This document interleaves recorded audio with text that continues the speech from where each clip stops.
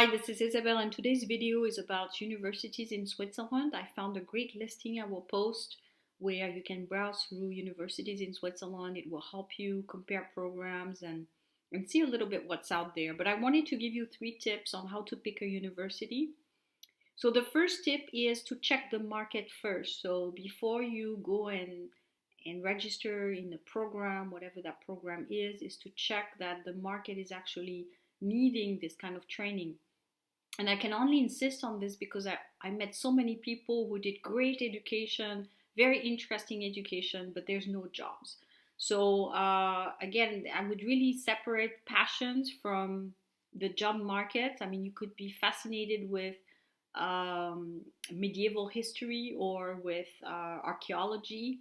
And I could give more examples like this, and I take extreme examples for the purpose of this video.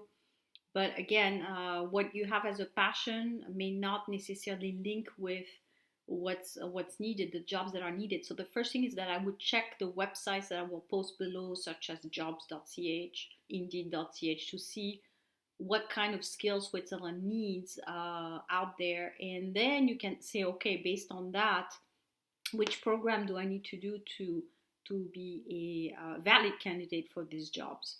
So especially if you're young and you're watching this video, you're inquiring right now about your future degree. You haven't decided exactly yet what you want to study. Look at what companies want. Look into the scientific fields, the digital fields, all that stuff where you can really find the jobs of tomorrow, and what's going to be required, and pick the degree that fits the closest to that. So that's number one. Number two is I would recommend that you visit the schools in person because, again, you need to have a touch and feel with the program, the individuals, what type of services are offered. I mean, Switzerland is quite open in terms of styles in education and programs, a lot of private schools, a lot of schools that are not accredited. So that's also something to look into because the programs will actually differ and have a different type of reputation in the market. So if I give examples, if you have a master's degree, usually you imagine, or a bachelor's degree, that it's an accredited degree, but you have to check that. It's not necessarily the case. So make sure the school you register at or you sign up for has a good reputation and will provide you with the type of career outcomes that you're looking for. So that's number two. Number three is when you look at this listing, again, look at the areas of study that's out there in the programs. Make sure that they have the area of study that you're looking for that's going to provide you with the most value. Don't hesitate to ask questions or to send messages because that's what schools are there for. Their idea is to help you get a job also and to help you be successful. So make sure that you ask the proper question, that you make your comparison listings, that you meet with the individuals. I mean, to sum up this video, these are all the things that you need to do.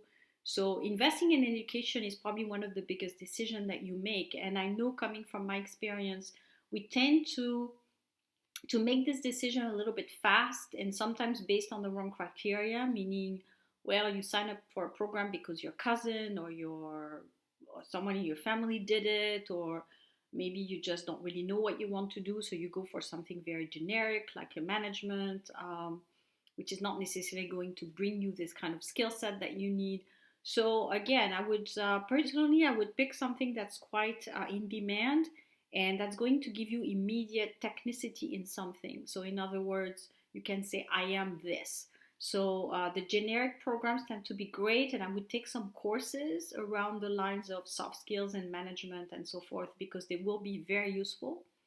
And the jobs of tomorrow will require very agile people is the buzzword right now. But at the same time, you need to have some strong skills that you can sell immediately.